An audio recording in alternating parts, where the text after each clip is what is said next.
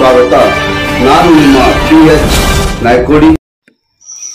ಕರ್ನಾಟಕ ಕಾವಲು ಪಡೆಯ ವತಿಯಿಂದ ದಿನಾಂಕ 26/1/2025 76ನೇ ಗಣರಾಜ್ಯೋತ್ಸವದ ಅಂಗವಾಗಿ ಗುಂಡ್ಲುಪೇಟೆ ಪಟ್ಟಣದ ಚಾಮರಾಜನಗರ ರಸ್ತೆಯಲ್ಲಿರುವ ಯೋಧ ಶಿವಾನಂದ ಸ್ಮಾರಕದ ಮುಂಭಾಗದಲ್ಲಿ ರಾಷ್ಟ್ರೀಯ ಧ್ವಜಾರೋಹಣ ನೆರವೇರಿಸಿ ಆಚರಿಸಲಾಯಿತು.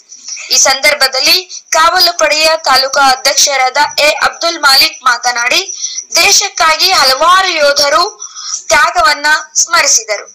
ಇದೇ ವೇಳೆ ತಾಲೂಕಾ ಕಾರ್ಯದರ್ಶಿಗಳಾದ ಎಸ್ ಮುಬಾರಕ್, ತಾಲೂಕಾ ಗೌರವಾಧ್ಯಕ್ಷರಾದ ರಾಮೇಗೌಡ, ತಾಲೂಕಾ ಸಂಚಾಲಕರಾದ ಕುಂಜುಂಟಿ, ಟೌನ್ ಉಪಾಧ್ಯಕ್ಷರಾದ ಸಾದಿಕ್ ಪಾಷಾ, ಟೌನ್ ಸಂಚಾಲಕರಾದ ಮಿಮಿಕ್ರಿ ರಾಜು, ಮುಟ್ಟಿಪುರ ಮಾದಯ್ಯ, ರವಿಕುಮಾರ್ ಸೇರಿದಂತೆ ಸಾರ್ವಜನಿಕರು ಹಾಜರಿದ್ದರು.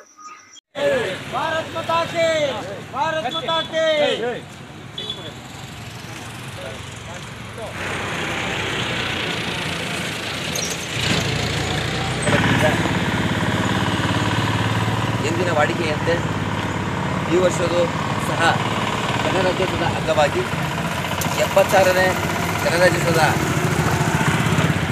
ಒಂದು ಆಚರಣೆಯನ್ನು ಗುಂಡ್ಲುಪೇಟೆ ತಾಲೂಕಿನ ಗುಂಡ್ಲುಪೇಟೆ ಪಟ್ಟಣದ ಶಿವಾನಂದ ಸ್ಮಾರಕದಲ್ಲಿ ವಾಡಿಕೆಯಂತೆ ಹಮ್ಮಿಕೊಂಡಿದ್ದು, ಈ ಕಾರ್ಯಕ್ರಮದಲ್ಲಿ ಅತಿಥಿಗಳಾಗಿ ಆಗತಕ್ಕಂಥ ಕರ್ನಾಟಕ ಕಾವಲು ಎಲ್ಲರಿಗೂ ನನ್ನ ಸ್ವಾಗತವನ್ನು ಬಯಸುತ್ತೇನೆ. ಅದೇ ರೀತಿ ಈ ಒಂದು ಕಾರ್ಯಕ್ರಮದ ನೇತೃತ್ವವನ್ನು ತಾಲೂಕು ಅಧ್ಯಕ್ಷರಾದ ಅಬ್ದುಲ್ ಮಾಲಿಕ್ ಅವರು ವಹಿಸಿದ್ದು, ಅವರು ಈ ಸಭೆಯನ್ನು ಉದ್ದೇಶಿಸಿ ಎರಡು ಮಾತನಾಡಲು ಕೇಳಿಕೊಳ್ತಾರೆ. ಆತ್ಮೀಯ ಕನ್ನಡದ ಮನಸ್ಸುಗಳೇ, ಇವತ್ತು 26/1/2025 75 ಮುಗಿದು 76ನೇ ಗಣರಾಜ್ಯೋತ್ಸವದ ಒಂದು ಶುಭ ದಿನದಲ್ಲಿ ನಾವಿದ್ದೇವೆ. ಈ ಸಂದರ್ಭದಲ್ಲಿ ಇವತ್ತು ಸಂವಿಧಾನ ಸಮರ್ಪಣಾ ದಿನಾಚರಣೆ ಕೂಡ ಜಾಸ್ತಿ ಹೇಳಕ್ಕೆ ಬಯಸಲ್ಲ.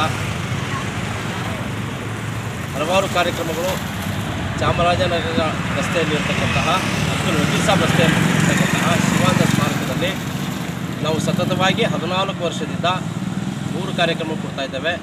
ಒಂದು ಗಣರಾಜ್ಯೋತ್ಸವ, ಸ್ವಾತಂತ್ರ್ಯ ದಿನಾಚರಣೆ, ಕನ್ನಡ ರಾಜ್ಯೋತ್ಸವ, ಆಮೇಲೆ ಕಾರ್ಗಿಲ್ ವಿಜಯೋತ್ಸವ ಕೂಡ ನಾವು ನಿರಂತರ ಮಾಡ್ಕೊಂಡು ಬರ್ತಾ ಇದ್ದೀವಿ. ಈ ಸಂದರ್ಭದಲ್ಲಿ ಹೇಳಕ್ಕೆ ಬಯಸ್ತೇನೆ, ರಾಷ್ಟ್ರೀಯ ನಾಯಕರ ಒಂದು ತತ್ವ ಸಿದ್ಧಾಂತಗಳನ್ನು ಅಳವಡಿಸಿಕೊಂಡು ಯುವ ಪೀಳಿಗೆ ಸಾಮಾಜಿಕವಾಗಿ ಒಳ್ಳೊಳ್ಳೆ ಕೆಲಸಗಳನ್ನು ಮಾಡಬೇಕು ಅಂತ ಈ ಸಂದರ್ಭದಲ್ಲಿ ಒಂದು ಸಂದೇಶವನ್ನು ಕೊಡುವ ಮೂಲಕ ನಾನು ಮಾತು ಮುಗಿಸ್ತಾ ಇದ್ದೇನೆ. ಜೈ ಭಾರತ್, ಜೈ ಭೀಮ್, ಜೈ ಭೀಮ್.